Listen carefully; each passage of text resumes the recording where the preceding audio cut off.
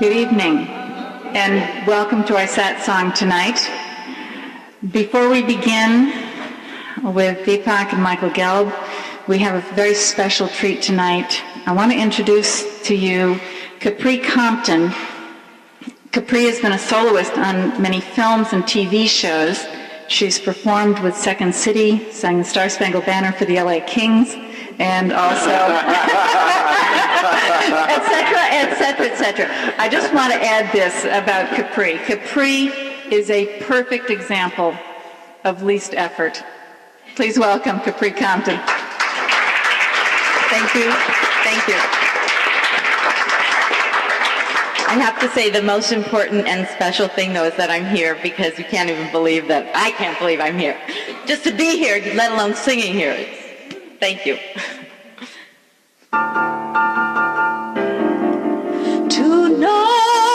Tonight won't be just any night. Tonight there will be no morning stars. Tonight, I'll see my love tonight, and for us stars will start where they are. Today the world was just an address, a place for us to live in, no better than alright.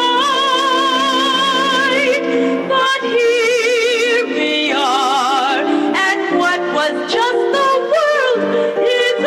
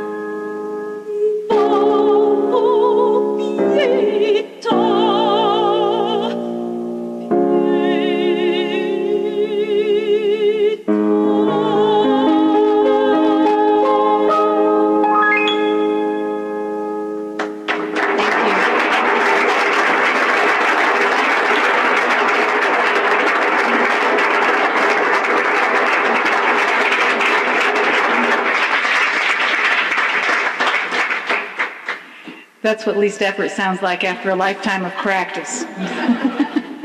Now I'd like to turn the evening over to Deepak Chopra.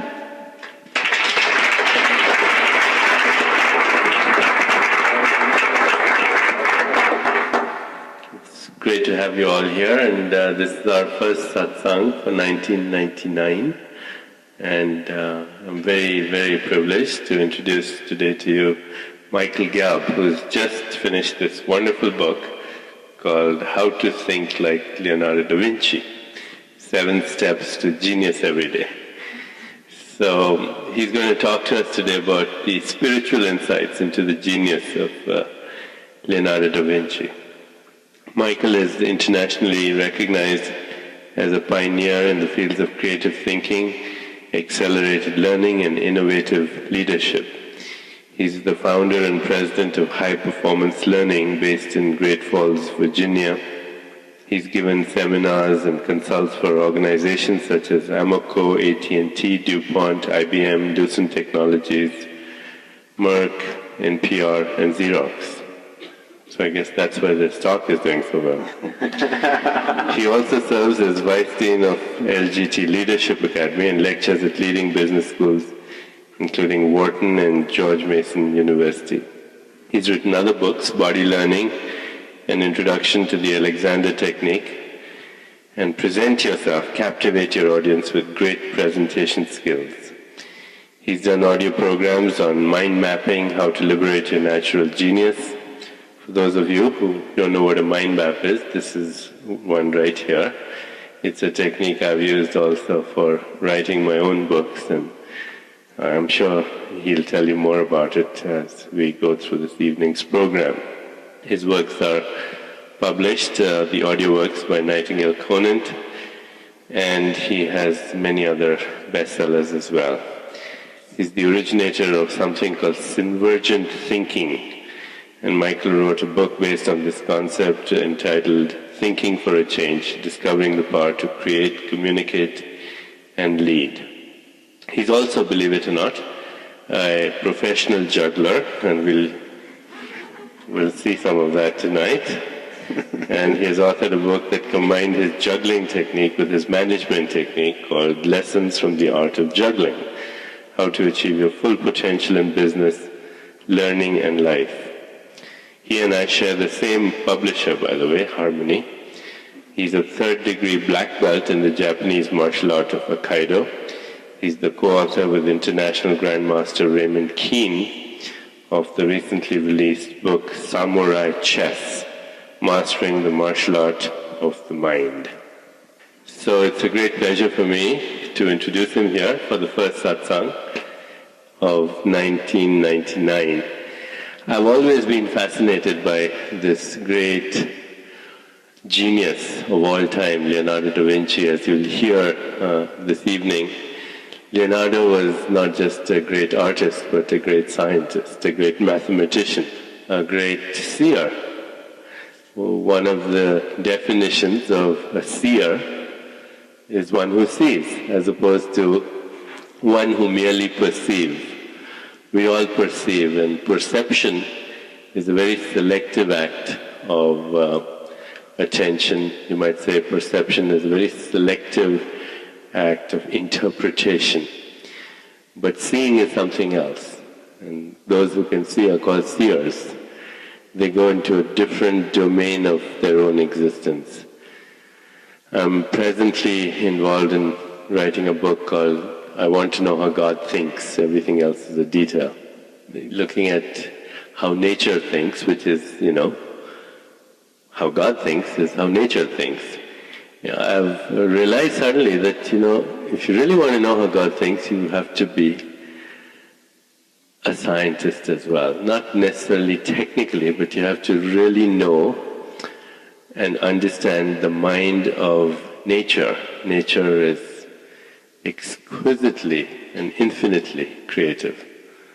There's a poem by Tagore. He's looking at a field of flowers and he says, "Where is that fountain that throws out these flowers in such a ceaseless outbreak of ecstasy?" So nature functions with the law of least effort. Nature's mind, God's mind, functions with joyful ease and ceaseless ecstasy. And we all have access to that mind. That mind has 3 levels. A personal domain, which is basically our own soul. A collective domain, which is our inheritance, you might say, our spiritual inheritance from the great genius of our ancestors. And then there's a universal domain, which is even deeper than the collective domain.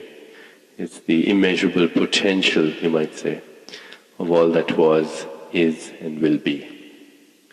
And every time we take even a slight dip in this virtual reality, if you will, which is even beyond quantum reality, we get in touch with the mind of God.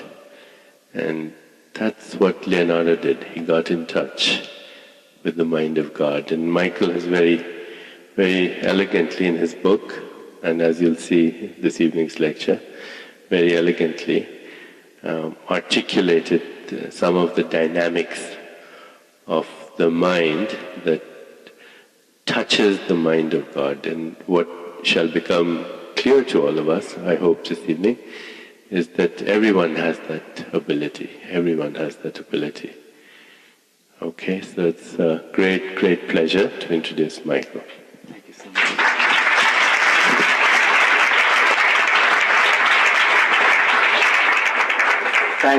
Thanks so much.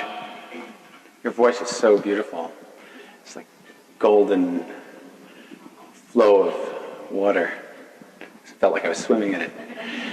Back, especially when you did the Mio Bambino Caro song, the Italian song, I felt like I was back in Tuscany.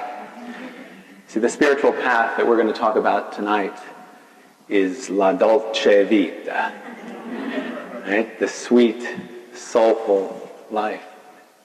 Stendhal said of Tuscany that it's the place on earth where the normal most regularly approaches the sublime. But he never came to the Chopra Center.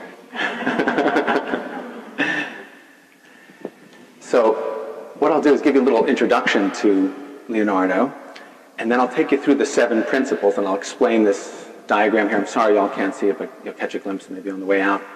It is a mind map of the 7 principles for thinking like the maestro. But first, I wonder, has anybody ever filled out a job application? You've done your resume at some point?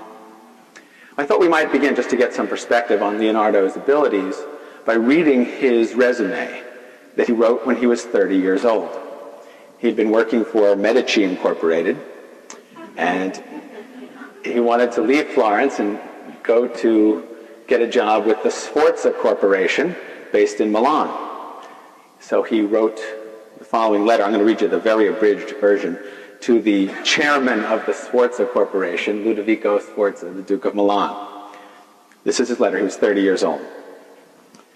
Most illustrious Lord, having now sufficiently seen and considered the proofs of all those who count themselves master and inventors of instruments of war, and finding that their invention and the use of the said instruments does not differ in any respect from those in common practice, I am emboldened without prejudice to anyone else to put myself in communication with your excellency in order to acquaint you with my secrets, thereafter offering myself at your pleasure effectually to demonstrate at any convenient time all those matters which are in part briefly recorded below. 1. I have plans for bridges, very light and strong. 2. When a place is besieged, I know how to cut off water from the trenches and how to construct an infinite number of scaling ladders. 3. If because of the height of the embankment and the strength of the place or its site, it should be impossible to reduce it by bombardment, I know methods of destroying any citadel or fortress. 4. I have plans for making cannon. 5. If it should happen that the engagement is at sea, I have plans for constructing many engines most suitable for attack or defense. 6. Also, I have ways of arriving at certain fixed spots by caverns and secret winding passages. 7. I can also make covered cars, safe and unassailable. 8. If need shall arise, I can make cannon. 9. When it's not possible to employ cannon, I can supply catapults. 10. In time of peace, I believe that I can give you as complete satisfaction as anyone else in architecture. 11. And I love that this is number 11. Also, I can execute sculpture in marble, bronze, or clay, and also painting, in which my work will stand comparison with that of anyone else, whoever he may be. 12. Moreover, I would undertake the work of the bronze horse, which shall endure with immortal glory and eternal honor the auspicious memory of the prince your father and of the illustrious house of Sforza. And if any of the aforesaid things should seem impossible or impracticable to anyone, I offer myself as ready to make trial of them in your park or in whatever place shall please your excellency, to whom I commend myself with all possible humility. Well, what do you think happened? Did he get the job? He got the job. But amazingly, it was not because of his talents as a military engineer. Because although he had all these great ideas and designed these phantasmagorical war machines, he always carefully left out the detail needed to actually construct them. And there's no evidence that anything Leonardo ever created was ever used to hurt anyone. He actually spoke of war as a pazza bestialissima, crazy, beastly madness. So he was actually a pacifist, even though he worked for warlords. So he didn't get the job because of his military engineering, and he didn't get it because of his skills as a sculptor or a painter. He got the job because of his charm, because of his interpersonal intelligence. He was a storyteller. He liked to tell jokes. He could make the Duke laugh. When he went for his job interview, he played music on an instrument that he had built by hand. It had a silver horse's head in the handle. And Leonardo presented it to the Duke after he spontaneously played songs, music. He said to the Duke, "What would you like to hear?" and just made up poetry for him. Vasari, the first historian of art, said of Leonardo that he made every sorrowful soul serene. A lot of his time in the Duke's court was spent planning parties and designing sets. He was also a chef who would put together banquets for the Sforza court. It's amazing to think of a genius of this stature spending his time on ephemera, like party planning. I mean, he must have been the best party planner of all time. Imagine the sets. But this was what was expected of Renaissance geniuses in between masterpieces. So what are the secrets of thinking like Leonardo? Well, the good news is that there are things that are natural to all of you. You'll find as we go through the 7 principles, they're intuitive. You say, yes, that's how I live my life. And what we're going to do tonight is just try to hone those a little bit, sharpen them, maybe get a couple new insights on how you can make your life even richer through the application of these intuitive principles. So the first one, we're going to go around clockwise, and we're going to start with this one here. It's curiosità. Curiosità. Everybody say it with me, please. Curiosità. Oh, molto bene. Okay. Now, I just wonder, does anybody here have any Italian background? Any part Italian people? Anybody here like pizza or pasta or lasagna? Okay, so you know that those of us with Italian background, we're very expressive. Right? Being expressive, part of being creative. We use our hands, we gesture. So let's say this again and give me your best Italian gesture to go with it. Here we go. Curiosità. Beautiful, molto bene. Okay, what does it mean? Curiosity. The never-ending quest for learning. It means being a seeker. Leonardo was a seeker after truth and beauty. He was probably the most curious person who ever lived. He was so curious he wouldn't take yes for an answer. His curiosity led him to go underneath the water. You know about his plans for a submarine and a snorkel? Up into the sky. Right? Do you know about the helicopter? When you go to Rome Airport, you see the statue of Leonardo holding his design of the helicopter. His flying machine, which inspired the creation of the modern hang glider. But you know what his most amazing invention has got to be? Well, it's why I put it at the central image here of the mind map. It's the parachute. Right? Think about it. No one is yet able to fly, and he designs a means for getting down from flying. And engineers will tell you that the proportions of the parachute that he designed are the only ones that actually work 500 years ago. Now, what group of human beings are the most curious, the best learners? Little kids, right? They just ask questions non-stop. They want to know. They're filled with life and energy.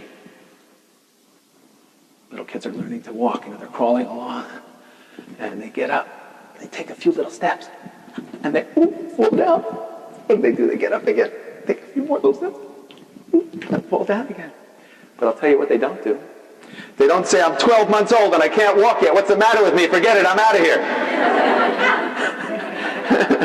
Because they're filled with the passion to learn. You watch them, they'll take things apart. They want to rattle everything. They want to taste everything. What does it sound like? What does it feel like? Exploring the world. The desire, the passion to know. Remember when you were a little kid, first, second, third grade, and one day the teacher asked a question? And you know how kids get really expressive and excited? They go, ooh, teacher, call on me. Ooh, I know the answer, call on me. Remember the day when the teacher called on that child and they blurted out a really original, exciting, creative answer. And on that day, the overworked, beleaguered teacher said, no, that's not the answer that I was looking for. And the other kids in the class went, no, you are an idiot. And inside everybody's brain, something to the following effect took place. Never, ever, ever do that again. Right? Unfortunately, the message a lot of us got early on, it's not about asking questions. I mean, if Leonardo was a little kid in school today, he'd probably be diagnosed with attention deficit disorder and put on Ritalin. You know the Nobel Prize winner, Richard Feynman, you know what his parents used to ask him every day when he was a kid when he'd come home from school? Richard, what did you ask at school today? So what are the questions that we ask every day? One fun way to think about the questions you ask every day is to think about the Maslowian hierarchy and to correlate that with the tripartite model of the human brain, the reptilian, mammalian, neocortex human brain. They correlate, right? Maslow's triangle, lower needs, mid-level needs, higher needs, reptilian brain, mammalian brain, highest brain. So keep a little journal, keep a little record of the kind of internal questions you ask every day and where they are on the hierarchy. Right, we all have to ask questions that are down here, like, what's for dinner, what's for lunch, survival-oriented questions. And then we ask lots of questions at the mid-level. What's my sense of myself? How am I getting along with others? How am I perceived? And then there's those questions at the top level, like what is truth? What is beauty? Altruism, care and concern for others. So it's interesting just to watch. I think, Deepak, didn't you write that the average human has about 65,000 thoughts a day, but that the problem is that about 95% of them are the same as they were yesterday? So it's the questions we ask every day that can open up that potential that we're all gifted with. Anybody here keep a journal? Well, this is one of the marvelous ways for thinking like Leonardo. He kept extensive notebooks. Over 7,000 pages exist, and it's estimated that the other 7,000 were lost, so 14,000 altogether. In 1994, Bill Gates paid $30.8 million for 18 pages of Leonardo's notebooks. So save your notes. Save those journals. Right? But one of the beauties of working with a journal is that you don't have to have a beginning, middle, and end. If you have a job and you have to do writing for your job, you have to have a beginning, middle, and end. It has to have a conclusion, it has to be succinct, it has to have a summary. If you're doing an expense report, they don't say to you, if you would just muse and philosophize and record your dreams and your whims and your intuitions. But when you record them, you create a positive feedback loop with your mind. You inspire that next level of curiosità. So this is the first principle for thinking like Leonardo. Our second principle, you see my symbol here is a question mark for curiosità. Our second principle, the symbol is the hand for a reason that will become apparent in a moment. The second principle is dimostrazione. Everybody say it with me with a nice gesture, please. Dimostrazione. Oh, fantastico. What does it mean? Right? It means demonstration. It means show me, prove it, test it out in reality. It's like the saying of the Sufis, right? The one who tastes knows. You must experience for yourself. Leonardo said this to understand the power of his expression of this idea. You have to consider that for the 1,000 years before he came along, no one questioned anything. And then he came along and questioned everything. He said, you must become an inventore. That was his word for an original. Someone who questions dogma, questions the dominant belief mode. Anybody know what Leonardo's father did for a living? He was an accountant.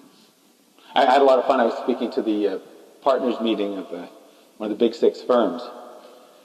I had 600 accountants and all their wives and husbands and whatever down at a resort in Cancun. And they said, you have an hour to teach these folks how to be creative. I doubled my fee. But yes, Leonardo's father was an accountant, so was his grandfather and his great-grandfather. But you see, Leonardo was born out of wedlock. His mother was a peasant named Caterina from the village of Anciano, and because Leonardo was born out of wedlock, he couldn't qualify for membership in the Guild of Accountancy.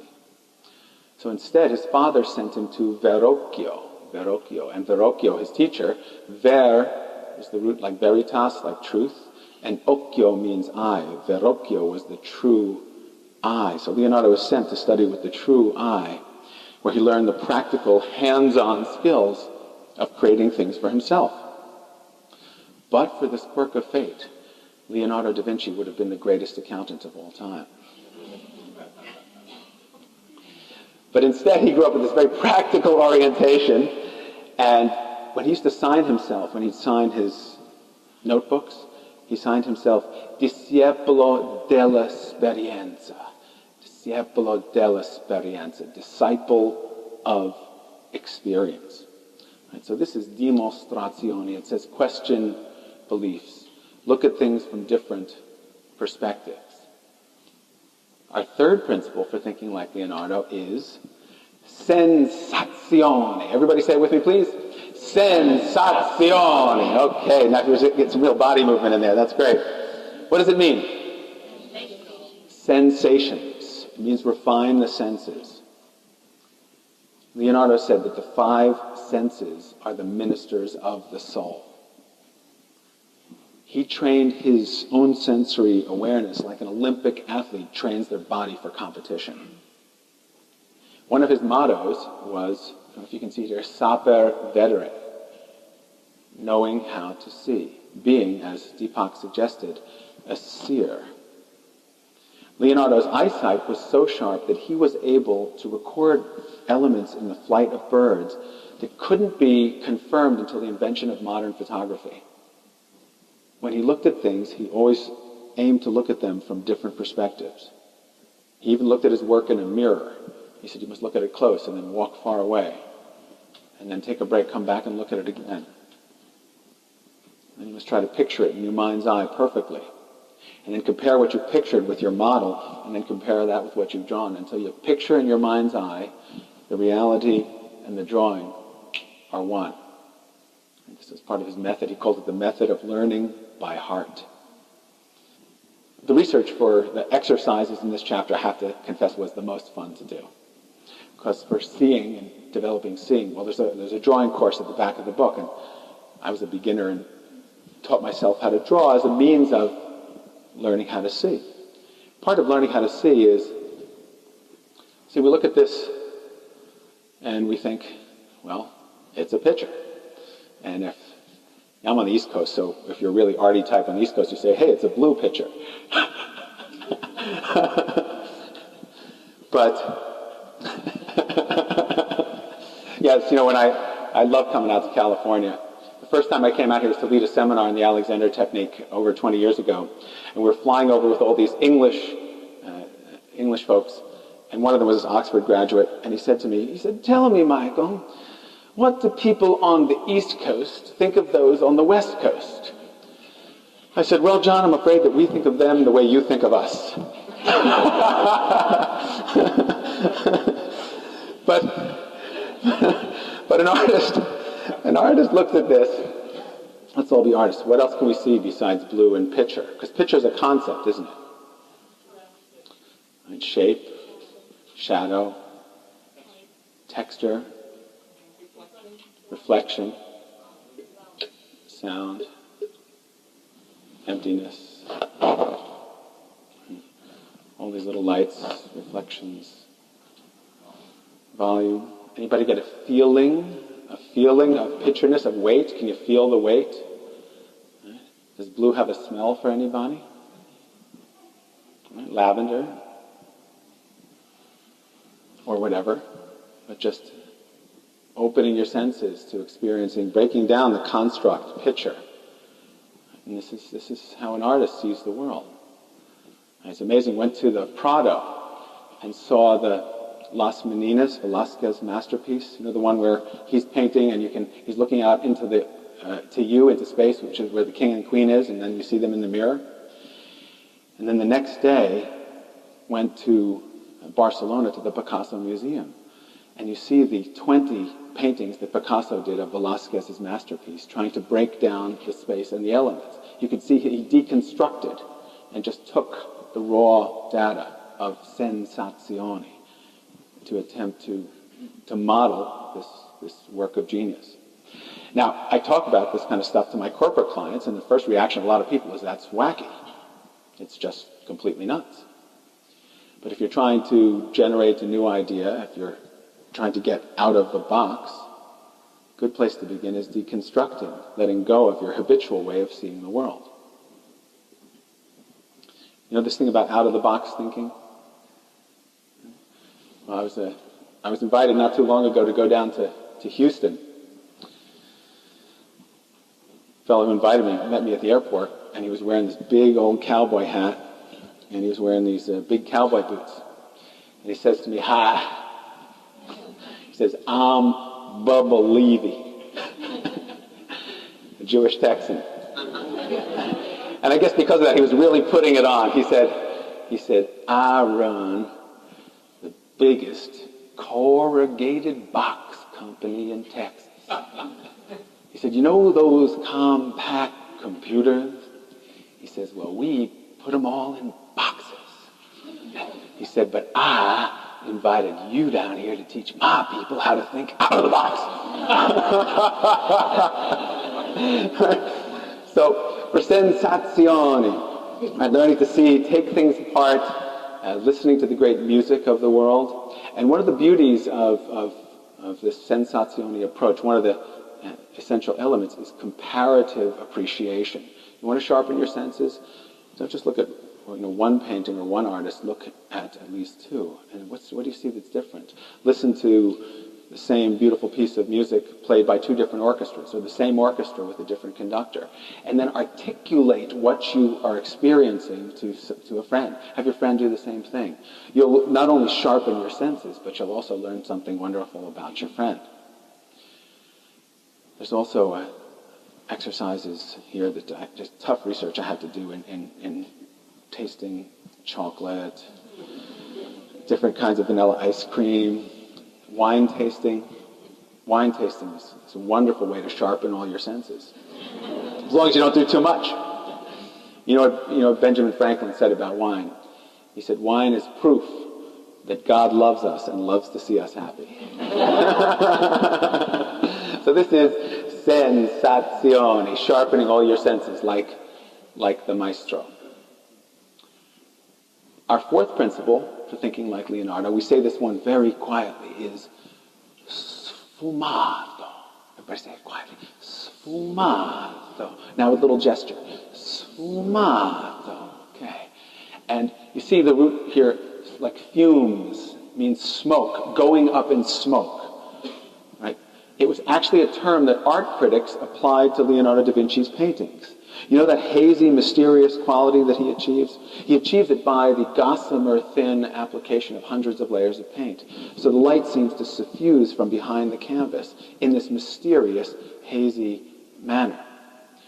And sfumato stands for the characteristic of great geniuses and really the core of the spiritual quest, which is willingness to embrace the unknown and uncertainty. You deconstruct the world, you open yourself to new perceptions, you ask questions, you want to experience and not just believe abstractly or mindlessly, but mindfully participating fully, you're led more deeply into the unknown. It's like Rumi. Rumi says, sell your cleverness and buy bewilderment. That line from the, I am bewildered by the magnificence of your beauty. Bewilderment. The unknown.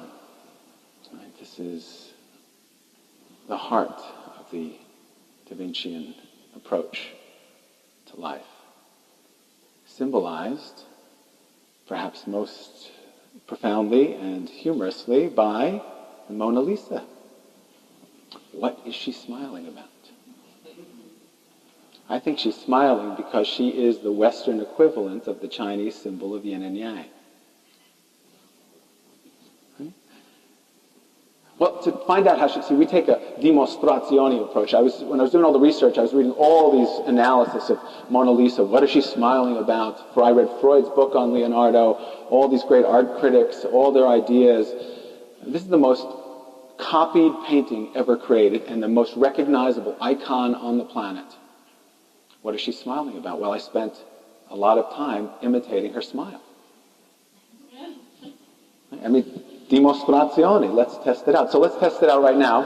I want you all to do your best Mona Lisa smile. Now here's the way this game goes, is because I'm looking for the global Mona Lisa lookalike contest. Well, here's what I want you to do. This takes real concentration. Picture the Mona Lisa in your mind's eye, and then embody her smile. And now here's the hard part. Keep the smile going, and look around the room to see who has the best one. All right, so come on, concentrate. Keep your Mona Lisa smile going, and look around the room. Let's see what we got here. Hard not to crack up. Let's see.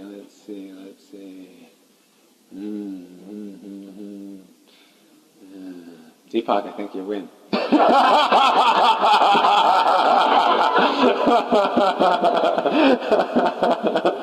Now seriously, how do you feel when you smile like the Mona Lisa? How does it make you feel? Right? A little strange. Restrained. Content. Mysterious. Humorous. Compassionate. Ambivalent. Knowing. Cunning. Elevated. Like the cat that ate the canary. Right? There's a word in Italian, it's a beautiful word, it's cognoscenti. Cognoscenti, it means those in the know. What does she know? Well, the Nobel Prize-winning physicist Niels Bohr said the opposite of a small truth is a falsehood. The opposite of a great truth is another great truth. And Mona Lisa's smiling because she is on the cusp of those great truths. How does this apply to us practically? Well, we can take, again, an example from Leonardo himself. When he was working on The Last Supper, he would work very intensely. He'd be up on the scaffold for days at a time, totally involved. And then he'd suddenly leave and disappear. Well, the prior of the church of Santa Maria delle Grazie would get very upset. Because in those days, they didn't view this as a Renaissance genius, great artist. This was a laborer. This was a workman. Get back up on the scaffold. We got a contract. Come on, let's get this thing finished. Well, Leonardo wouldn't hear of it, so the prior complained to the Duke of Milan, who had arranged the contract. The Duke calls Leonardo in, and Leonardo explains. Now, those of you who understand the law of least effort, this will come naturally to you, but still you have to be a little careful to use this as an excuse for your boss, like Leonardo did with his, because he said, men of genius sometimes work best when they work least. But he went on to explain that he needed time to incubate. The best estimate now is that your unconscious database outweighs your conscious on the order of 10,000 to 1. Let's say they're wrong and it's only 8,000 to 1. Right? People who learn to listen to quieter, whispering inner voices, like Leonardo, and to listen to that smarter, wiser part of yourself.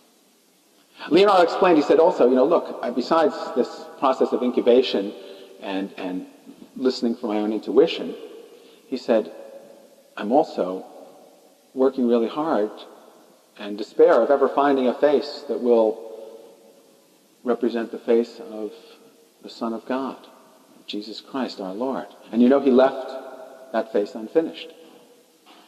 He said, I'm also taking more time because I'm trying to find a face so reprehensible as to be the face of Judas, the one who betrayed our Lord. He said, but if all else fails, I can always use the face of the prior. Right? So, sfumato, it's a matter of cultivating your confusion endurance. Right? Your ability to smile like the Mona Lisa in the face of change and the unknown. Our fifth principle for thinking like Leonardo is arte scienza. Arte scienza. Everybody say it with me, please. Arte scienza. And the symbol there are the two hemispheres of the cortex of your brain. What does arte scienza mean? Art and science. So we know that Leonardo was a transcendental genius as an artist. And Deepak mentioned his science as well. Leaving aside his incredible inventions that we've already discussed, and we didn't mention, by the way, the scissors, the bicycle, the extendable ladder that fire departments still use today, the ball bearing, and the concept of automation. But in his scientific work, besides pioneering the modern disciplines of anatomy, botany, and geology, 60 years before Copernicus, Leonardo wrote in his notebook, Il sole non si muove. The sun does not move. 400 years before Darwin, he wrote, man does not differ from the animals except in that which is accidental. And he placed human beings in the same general class as primates. He anticipated discoveries by Galileo, by Newton. When you read his notebooks, you discover his method. Well, he said, study the science of art and the art of science. He said the would-be artist, if you want to be a painter or sculptor, he said you must first study the science of it. He said, for example, if you want to paint the human body and you don't have a knowledge of the science of anatomy, he said you'll paint muscles that look like bunches of nuts and radishes. He said without scientific knowledge, the would-be artist is like a mariner setting out to sea with neither rudder nor sail, certain not to arrive at the wished-for port. One of his mottos, besides sapere vedere, knowing how to see, was ostinate rigore, obstinate rigor. He was detailed, disciplined, focused, logical, analytical, left hemisphere thinker. And he also gave advice to would-be artists that was revolutionary. He said, look at patterns of damp on a wall, or the embers of a dying fire, or smoke, or clouds. He said, in modern terms, he said, let your mind go free.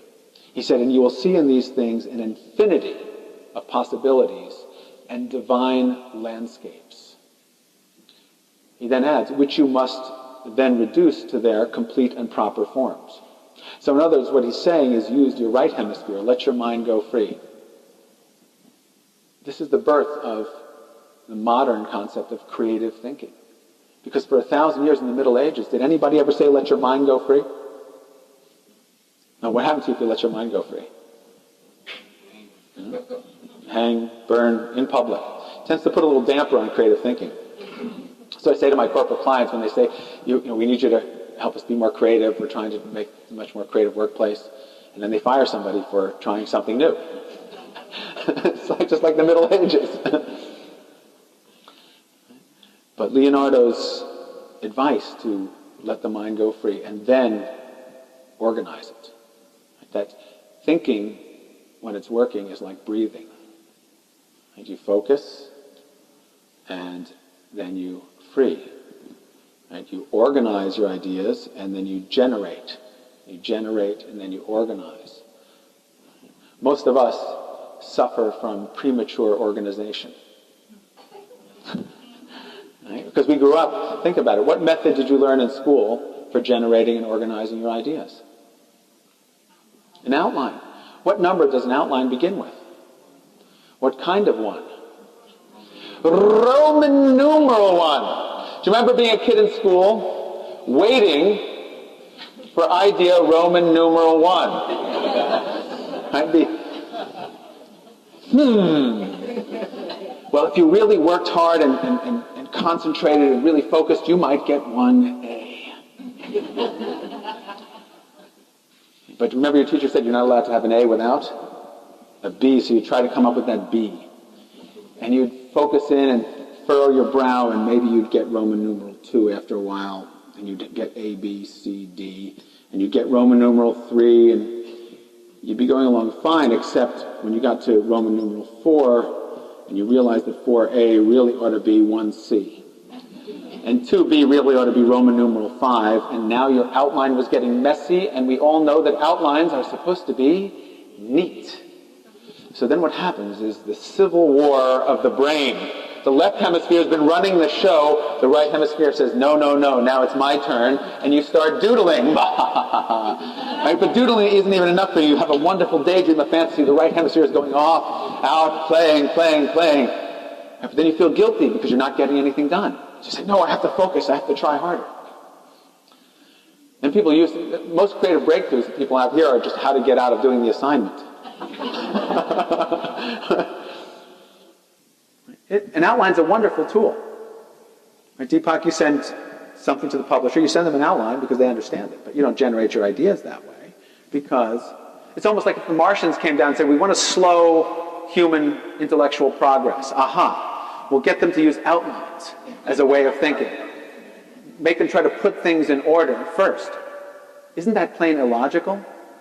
Doesn't it make much more sense to generate first and then reduce them to their complete and proper forms, as Leonardo suggested? Right? And then when you need more ideas, you generate again. You let your mind go free. And then you focus, generate, and organize. So this tool, mind mapping, wakes up the right hemisphere. You see we use pictures like Leonardo's parachute. This is my version of the magnificent canon of proportion figure. And then you use branches with keywords and images to keep the right hemisphere going. But by choosing keywords, you're focusing, you're using analysis, strengthening your logical thinking as well. And so you're strengthening both modes, arte and scienza. And this technique of mind mapping, which was originated by my good friend and colleague, Tony Buzan, Tony will tell you that he was largely inspired by Leonardo's notes in the origination of mind mapping. So mind mapping will liberate you from the tyranny of premature organization. Our sixth principle for thinking like Leonardo is corporalita. Corporalita. Everybody say it with me, please. Corporalita. And what does it mean? It's having a sense of the body, right? And the integration of the body and the mind, the body and the heart, the body and the spirit. You probably knew that Leonardo was a great artist. Maybe you knew about his scientific work. You might have even known that he was a wonderful musician and incredibly charming. But did you know that he was the strongest man in Florence? That he was renowned for his physical power? Witnesses on numerous occasions recorded him bending a horseshoe with his bare hands. He was known for his grace in movement, for his poise, his balance, his physical beauty. He was a master equestrian and also a fencer. And I'm delighted to have discovered in an out-of-print book by Antonina Valentin that Leonardo da Vinci was also a juggler. It was one of the skills that he brought to bear in the Duke's court to help charm the Duke. Right? So ambidexterity. You know, he used both sides of his body evenly and easily, as did Michelangelo. Working on the Sistine Chapel, Michelangelo got tired with working with one hand. He just switched the brush to the other. Leonardo did the same thing on the Last Supper. When you read Leonardo's notebooks, his advice on well-being is very similar to a modern holistic approach. He says, learn to preserve your health.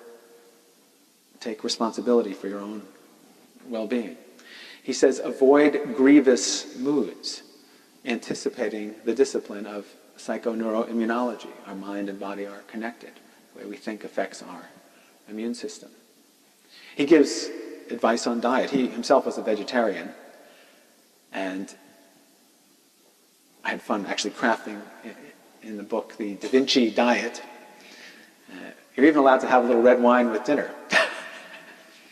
From his anatomical investigations, he writes, this is 500 years ago, premature death in old men is frequently caused by a hardening of the arteries.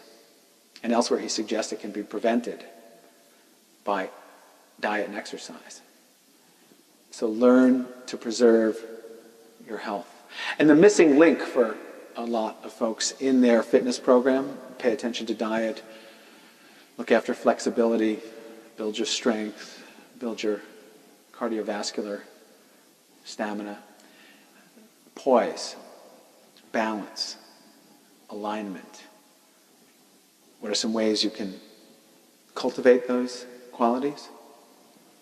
Yoga, Tai Chi, Aikido, the Alexander technique, Feldenkrais, Qigong, and juggling, which I'll demonstrate for you a little bit later. But first, our seventh principle for thinking like Leonardo is connezione, connezione. Everybody say it with me, please. Connezione, connezione. What does it mean? It means connections. It means that everything is connected to everything else. As Leonardo was probing the depths of truth and beauty, he started to see that the way water flows is echoed in the way the wind blows. And that same pattern is reflected in the way your hair grows and the way your muscles are formed and the bones underneath them make their movement possible. And how all those patterns are then reflected in the movement of animals and in the way sound travels through air and even the way aroma travels through air. And he said everything is connected to everything else. Have you studied enlightenment experiences? If you hang around here long enough, you're going to have them. Because if you study them from different traditions, two key elements. One is light. Whatever you're reading Sufi master, you're reading Christian mystic, right? Somebody sitting on a mountaintop meditating somewhere, suddenly they're surrounded by light.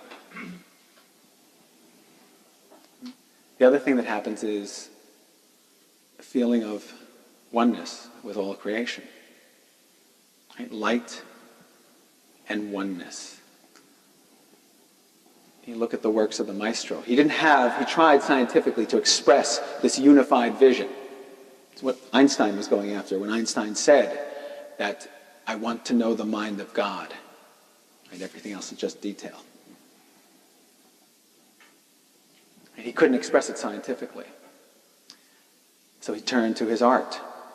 And the reason these paintings are so magnificent, will last forever, is he's expressing, you see in the paintings, light and oneness of all creation. The art critic Bernard Berenson said of Leonardo that everything he touched turned to eternal beauty. Just read you a little something on Leonardo's spirituality. Leonardo discovered God in the miraculous beauty of light, in the harmonious movement of the planets, in the intricate arrangement of muscles and nerves inside the human body, and in that inexpressible masterpiece, the human soul. So how do we practically take these principles into our lives? Well, one way is to take a connezione perspective on your whole life and look how it all fits together, to be a systems thinker in a very practical way. I do all this work with these big corporations, and we spend lots of time, weeks, sometimes months, with these task forces writing their vision, mission, values, and strategy, putting together a plan to implement it all. Why do we do that? Because You need to know what you're doing, where you're going, know it very clearly, and boom, it happens. If you think it out clearly and comprehensively, if you see the whole picture, if your vision, mission, values, and strategy are aligned with the actual policies you have for hiring people and training them and rewarding them. You have to take a holistic vision of the organization and also be aware of what else is going on in the world, in the marketplace. What are your competitors doing? What are your customers doing? What are vendors doing? So you see the world in this rich dimensional way, and you see how everything connects to everything else, and then you have a strategic advantage. But I ask these folks, I say, well, how much time have you spent doing the same kind of exercise in your own life? So I'm too busy succeeding at work. And then besides, I'm too stressed to come on your stress management course, and I don't have time for the time management course either. So my editor at Delacorte was a sweet guy named Tom Spain. He says the only self-help book he's ever read that has a climax. And the climax is in the Connezione chapter, there's an exercise on doing a mind map, making a work of art about your life, looking at your own, clarifying your own sense of purpose, your own goals and how they all fit together. Are they in proportion? Do you have perspective? Do they fit with your values? Do you have a strategy for putting it together? And then you can apply all the principles. Right? What are your most important questions? Are you testing them out? Are you sharpening your senses? Are you willing to embrace the unknown? Are you using your whole brain, balancing body and mind to bring everything together?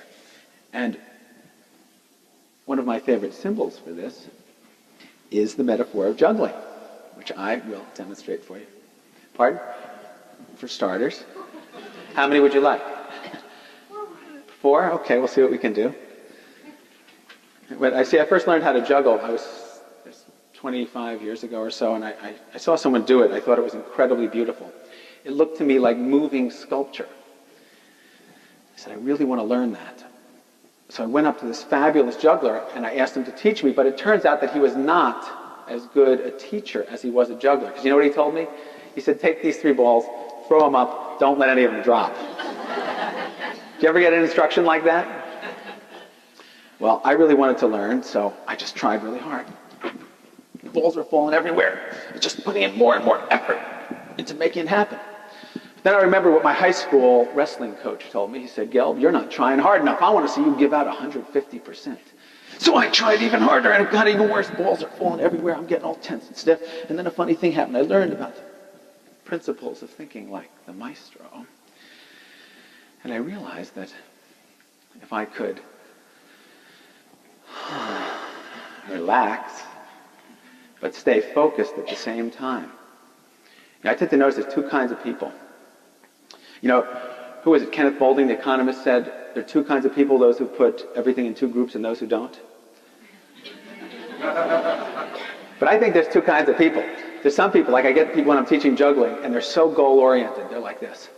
Okay, juggling, I can do that. Yeah, no problem, juggling, I got it. I visualize it, I got it all set. Juggling, I'm going to achieve this goal. Yeah, I did it, all right, I juggled, all right. Then you get other people, you know, because I teach juggling, like you should pay attention to the process, relax, focus. I get other people, they're like this. Okay, yeah, it's the process. Yeah, okay, like I'm breathing, yeah. I'm visualizing, I'm one with the ball. Okay, and then they go like this. And they totally space out. So what we want is somewhere between those 2, there's a place of relaxed concentration, right, where you're having fun, but it's serious. It's like Heraclitus, the pre-Socratic philosopher, said, we are most nearly ourselves when we achieve the seriousness of the child at play. And now the cool thing about this, if you watch, is that it's the infinity symbol, isn't it? It stands for the infinite potential inside every one of you. And when you harness that infinity, or it harnesses you, all kinds of interesting things begin to happen. It was amazing. When I wrote this book on juggling a few years ago, I told the story. I was on a radio show. I had this one client who used to work 14-hour days every day, and his life was way out of balance. And I tried to give him the metaphor of juggling as a metaphor to balance his life. And he really connected with it. He was a really sweet guy. He had an office on the 9th floor of the MetLife building on Park Avenue in New York. He was the chairman of the company. And on his desk he put 3 balls. And on one ball he wrote the word work. The other ball he wrote the word family. Because most of his life was spent focusing on work, and then he'd come home and help his kids with his homework and talk to his wife and then pass out and get up. But the thing he was leaving out was me. He left out the me part. So he had this 3rd ball and he wrote me. And when he put that ball there, it reminded him to keep his life a little more in balance, to take some time to just be with himself and to follow his own inner intuitions and to look after his health and well-being a bit more. Anyway, I was telling this story on this call-in radio show. And somebody called in, this was in the Bible Belt, and somebody called in and said, where's the place of the Lord in your system? You have work, family, me. And the answer that came out was, that's the space in which the juggling takes place. So I'd like to thank you, Deepak, so much for creating this space for us. Beautiful opportunity. Thank you. Thank you all very much.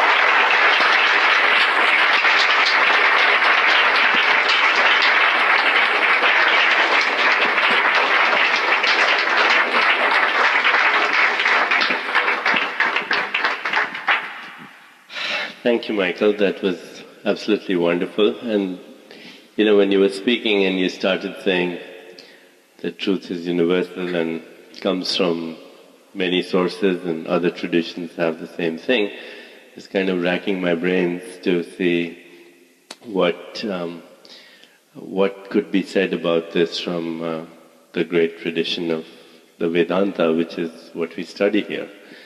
And the first thing that Vedanta says about the creative process is that it's not a function of your brain.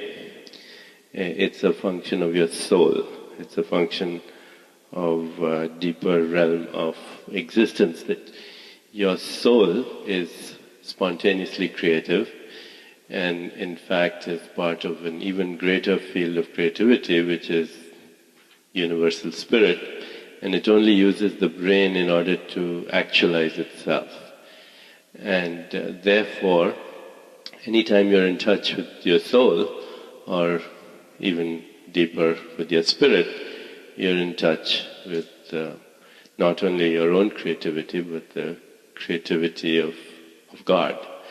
And the words that I use to define that in Vedanta are Brahma, Vishnu, Maheshwara. Brahma, the creator, one aspect of creation. Vishnu, the one who organizes. And Shiva, who destroys. Because in order to create, you have to destroy. You have to get rid of that which is interfering with the creative process. So, if you translate that into ordinary English, it's a generator, organizer, and destroyer, which is of course God, G-O-D. And I was also thinking what Lord Shiva has to say about this, and I thought, maybe if I sit here and draw some parallels while you're speaking. So these are actually not my insights, they are from Lord Shiva about the creative process. And he says, number one, and I just listed them kind of following your scheme. He says, relinquish the known. This is the first sutra of the Shiva Sutras. It says, relinquish the known. He says, knowledge is ignorance. Because as soon as you know something, you have stopped the creative process. Knowledge is ignorance is the first sutra in his teachings. The second insight from Lord Shiva, don't be a victim of your memories. He says, I use memories, but I do not allow memories to use me. Which is, again, basically when you were talking about, how in school we came up with a creative process, and somebody said, shut up. And that memory has then now victimized us for the rest of our lives. And Shiva was talking about that. He says, I use memories, I do not allow memories to use me. And learn from mistakes, basically. And allow that to, in fact, further enhance your creative process. The third principle, which is very similar to refining the senses, which Shiva talks about, is the tanmatras. The tanmatras are, the word matra means to measure, tan means in the subtle mind. In Vedanta we have 3 levels of existence: physical body, subtle body, and causal body. So just like your physical body has 5 senses, your subtle body has 5 senses. So you can see in your mind's eye, you can touch in your mind's eye, you can taste in your mind's eye, you can smell in your mind's eye. And Lord Shiva said, whenever I think, I use all the 5 tanmatras. In anything that I measure out in the universe, I use the 5 tanmatras, the 5 subtle senses. You just don't use the sense of sight, but you think, you hear, you feel, you smell, you taste. The fourth principle, which of course would be very obvious to everyone, it's the one that you talk about also, about the body, is of course be a great yogi. A great yogi. The word yogi means, its origin is yaj, which means union.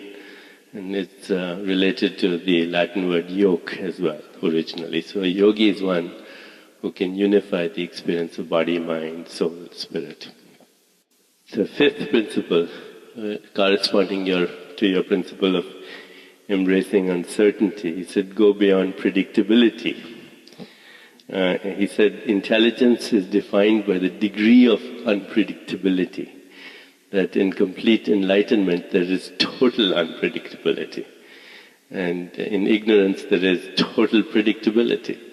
So the more refined the intelligence starts to go beyond certainty and embraces uncertainty, paradox, chaos. Nietzsche's famous expression, you must have chaos within you to give birth to a dancing star.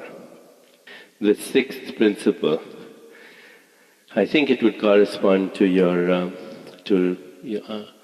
understanding the science of art and the art of science. He said, see the whole universe in a point, and see the whole universe in a point, because the universe exists in the point, and the point is also the universe.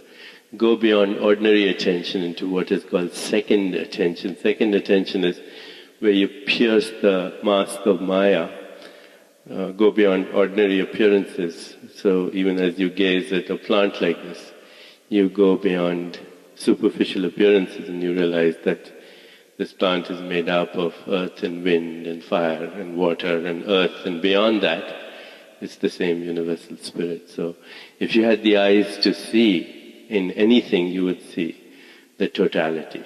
And the totality is contained in every point of creation, the holographic universe. And the seventh point, which you said everything is connected to everything else, he says, know that all connections are karmic, that we are karmically connected to everything that exists. So it's very interesting to me that, that the insights that you have articulated so elegantly as corresponding to the mind of a Leonardo are something that Lord Shiva articulated thousands of years ago.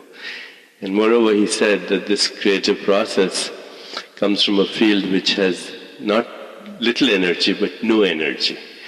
And no energy, no time, no space, infinitely silent, infinitely dynamic, a place which connects everything to everything else, and where the totality of the whole universe is contained. And even as, you were talking a little while ago, you spoke of the hierarchy of needs.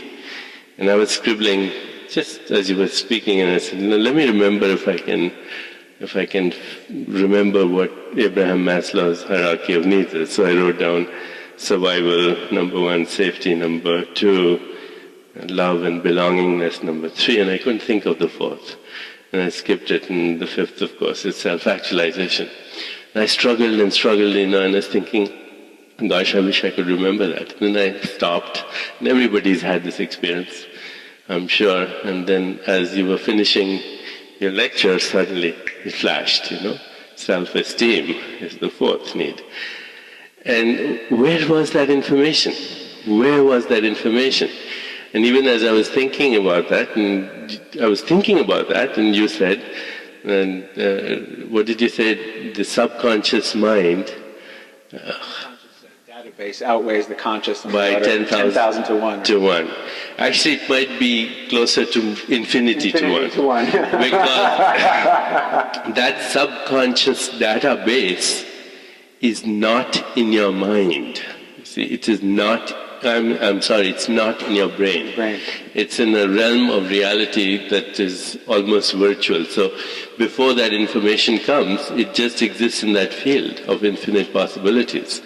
And all you have to do is surrender to the field, introduce the intention, detach, and it's like it goes to work. And it goes to work without energy, without using a single calorie of glucose. So, my brain is thinking about other things. Meanwhile, the search is going on. And that place, therefore, has no energy. It has no time. It is totally dimensionless. It is infinitely creative. It is infinitely flexible. It has infinite organizing power. It has infinite correlation. And it is a database where the ratio may be 10,000 to 1 in the personal domain. But in the collective domain, the ratio may be a few million to 1. And in the universal domain, it's infinity to 1. So thanks very much. If you have any comments, please go ahead. And if anyone has any questions, please. Just what you just said, in Leonardo's own words, he said, "Nothingness has no center, and its boundaries are nothingness. Among the great things which are found among us, the existence of nothing is greatest." It's just so everything is unfolded into everything. And then this is the real miracle, that all shapes, all colors, all images of every part of the universe are concentrated in a single point. Beautiful. Beautiful. Nothing, no thing. Right? So anyone want to make a comment or ask a question? Yeah, please. Have you ever wondered if, I'm not being funny, and I'm not a kind of UFO crazy person either, have you ever thought that Leonardo was a bit more than your average human being? Like in a serious way? Yes, well, people have speculated, where did he come from? How was he possible? One writer suggested he was a genetic mutation. There's some speculation that he traveled to the East because his ideas, vegetarianism, non-attachment to material things. He wrote that happy is the estate that is seen by the eye of its Lord, and he who possesses most is most afraid to lose. Well, these were not ideas that were current in Quattrocento Tuscany or Italy or Europe at all. And then you just go to his talents and gifts, his ability to embody all of the intelligences. Where did he come from? It's a mystery. But see, I think one of the mistakes by asking that question is that we automatically deprive ourselves of the same privileges and talents. And the evolution of consciousness is such that we all have access to the intuitive response, to the creative response, to the visionary response, and to the sacred response. This is the map of our own evolution, and he just was an accelerated expression of the natural evolution of consciousness. When you hear the list like that, it makes me put in his ideas. Right. I think what Deepak says is right on the mark, because the point is that it is all within every one of us. And we're gifted with, and people, it's amazing what people do. They say, you make a mistake at work, and people use this one big all-purpose excuse after they get through the usual litany of my computer was down, I didn't get the report on time. People say, what do you want? After all, I'm only as though being human is a perfect excuse for mediocrity. I mean, I'm only human. I only have 30 billion brain cells. And each of those brain cells only has between 100 and 1,000 little tentacle-like arms called dendrites. And each of those dendrites only has between 100 and 1,000 tiny little chemical sacs called dendritic spines. And there's only 100,000 chemical reactions going through my brain every second. And according to Professor Anokin of Moscow University, the number of possible connections my brain can make is conservatively estimated to be at least 1 followed by 6.5 million miles of standard-sized IBM typewritten zeros. And the neural complexity of my brain is conservatively estimated to be only 1,400 times more complex than the entire global telephone network, and we're only talking about my personal intelligence. Abraham Maslow said what we call normal in our society is the psychopathology of the average. Don't call it normal. With all the computers that we have, and we're trying to save time and be smarter and quicker and stuff, sometimes I wonder if they actually handicap us in our ability of using our brain. When I listen to you talk about Leonardo da Vinci, you get the feeling he must have had 48 or 72 hours in a day with all the things that he did and his creativity. When did he do all this? He didn't even have an hour book. Well, he had passion for truth and beauty, so time disappears when you are on the wave of that passion. But you mentioned the computer, and it's interesting to think, what is a Renaissance person today? Because we all grew up with the idea that a Renaissance person was a man or woman balanced in the liberal arts, and that's where the curricula of universities come from. But today, part of it is being computer literate. It's also being literate about your own spirit and soul and mind. And it's also perhaps being globally aware and seeing how everything connects to everything else, both ecologically, economically. And an exciting development that the computer is bringing us is that most of us grew up with a model of the world that was a top-down hierarchy. It was like an outline. God was this white man with a gray beard sitting in his throne, and there were angels, and all the way down to the lowest level, rotting down there in hell. And we were here somewhere in the middle. That's a kind of worldview model. And it's interesting, in thinking skills every day, it's an outline. Kids are growing up today on the internet, where nobody has a race or a nationality or a gender, where they're just minds. And the minds have the potential to all be connected instantly.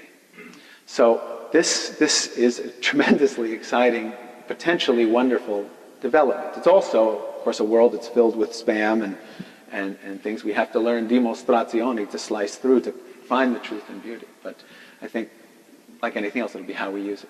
I think, that's the important point. The technology by itself is neutral. What we do with it is up to us. And in fact, technology helps. And who's creating technology? We take the credit for it, but it's our intelligence is an expression of nature's intelligence. It's part of the evolutionary process. So I would say that we didn't invent computers, God did. And every time we invent something that is not life-supporting, we immediately are reminded to go back on the path anyway. And today, if you look at demographics, and this is a very interesting kind of demographical study that was published by the Institute of Noetic Sciences. They say that today's trends are being set by a critical mass of about 10% of people in the United States. Just looking at the United States. And these are all the trends, whether it's in music, whether it's in books, in the arts, in fashion, in our food habits, is being really decided by 10% of the population. These 10% are classified as cultural creatives, and they're increasing rapidly in number, not only in the US, but across the world. And what are the characteristics of these cultural creatives? Number one, they're interested in a sustainable ecology, not only for themselves, but for future generations. They're interested in the health of the planet. They're interested in balance of not only themselves, but, nature. They're interested in not desecrating and polluting the environment, in fact saving it. That's their number one concern.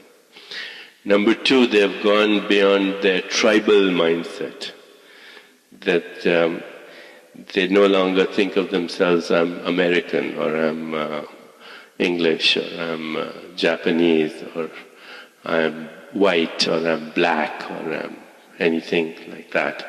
They're no longer thinking tribally, they think globally. Number three, they have a sense of connection with they don't use the word God, but with the creative power of the universe, whatever that is. In other words, they have a sense for the sacred. Not maybe in a religious or conventional religious sense, but they certainly feel that one of the things that is responsible for all our creativity is a sacred being, however you want to define that. And number four, the inner dialogue is no longer all the time, what's in it for me, but how can I help? And this is a very, very significant part of our population right now. I have the question about if we do the mind mapping like this, you're giving the impression that anybody could become like Leonardo da Vinci. But working with some smart people, I feel there's more than just this exercise.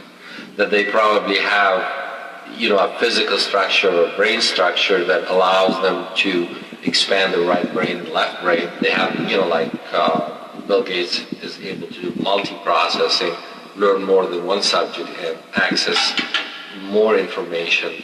So, I wanted to get some feedback of what's true. Is it, like everybody follows those rules, can become like Leonardo da Vinci, or is it really there's some physical structure or chemical structure that allows those people to be what I call some sort of a superhuman being?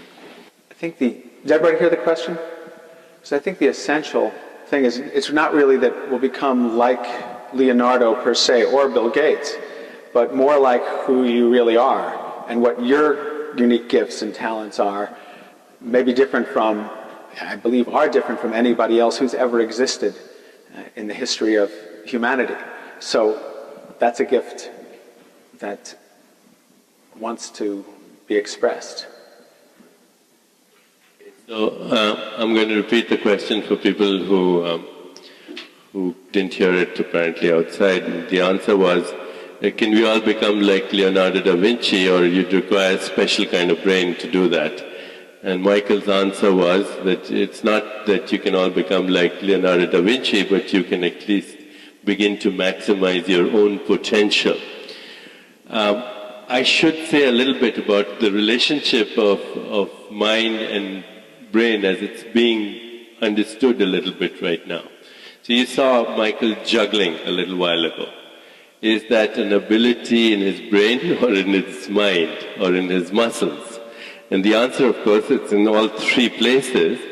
But there's such a thing in brain called long-term potentiation of memories. So even though the memory for juggling is not in his brain, the memory is in his soul or submanifest domain, the act of doing it over and over again, he's developed the neural pathways which facilitate that.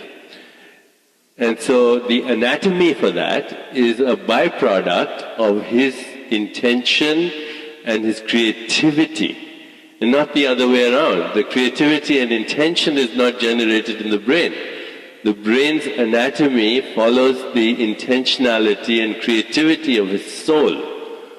And even though there may be neural pathways, this is called long-term neurocircuitry and its potentiation, that may happen through practice, but the fact is the anatomy follows the creativity and the intentionality. Now there's a lot of research that shows that. There's a scientist in New York by the name of Edelman, who actually has moved here now in the Salk Institute of Biology, who's shown very elegantly that we can change our brain and the structure of our brain through our creativity and our intentionality, which is not an expression of our brain. The brain is the instrument that we use. Now, having said that, we are all familiar with idiot savants, for example, who have an abnormal brain, but they're mathematical geniuses, or have a limited brain capacity. They don't know how to brush their teeth, but they can play Tchaikovsky, or they have amazing musical skills. Or other people who are otherwise brain handicapped, but they have access to prophecy or past or future, or who can have remote viewing, etc. And when you actually examine their brains, they're handicapped in ordinary ways.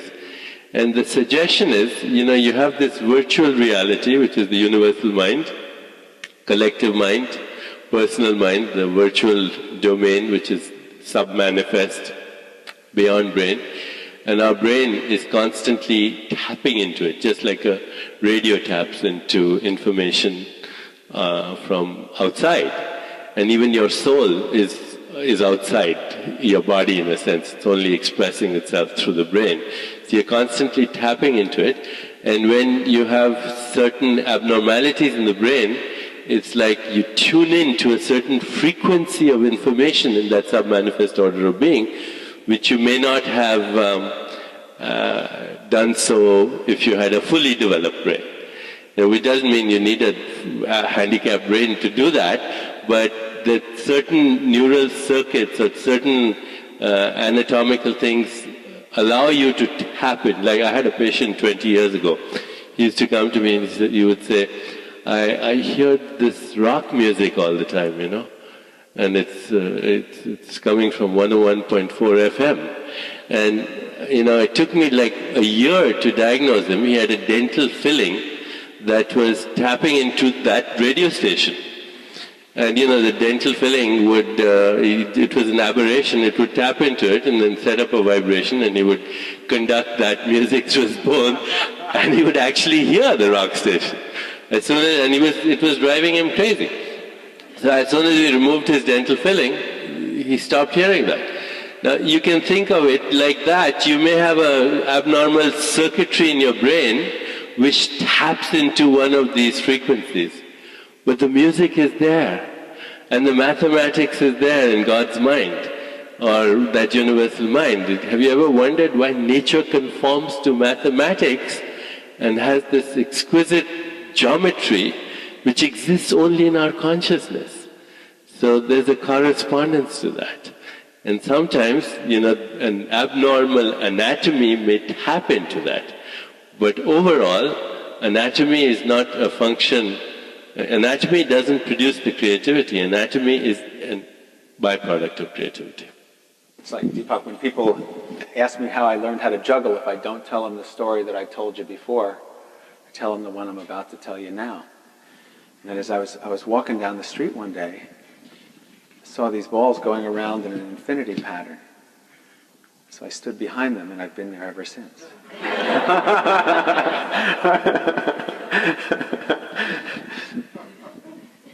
Okay, last question.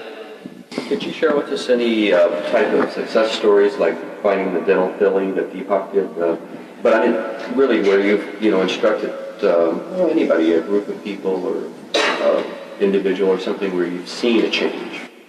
I'll tell you the most moving thing that just happened recently was, I didn't actually see the change, but it was reported to me. I was on a call-in show, and somebody called in and said they read the book and said that it gave him everything he'd been trying to teach his kids but didn't have the words to say. And for me, the most satisfying work, yes, of clients who built their businesses and changed the culture and achieved some of their dreams and visions and goals. But for me, the most fulfilling work has been the personal stories, when I see people's lives come into balance on a personal level. Because I work with the organizations, but I'm also getting letters from people. My kid improved. I did a course in Soweto in South Africa in 1980. Got this wonderful letter from a little boy who said, Before your course, I did not think I was very smart. Now I know I have a wonderful brain. Now my school is much easier. So it's that kind of things, personal things, one by one, rather than the big glamour stories of companies that were sold for lots of money or whatever, because that can happen by chance or luck or the marketplace. It's the quality of life that people experience and the different ways they report it and celebrate it. Thank you all for coming. See you again. Thanks.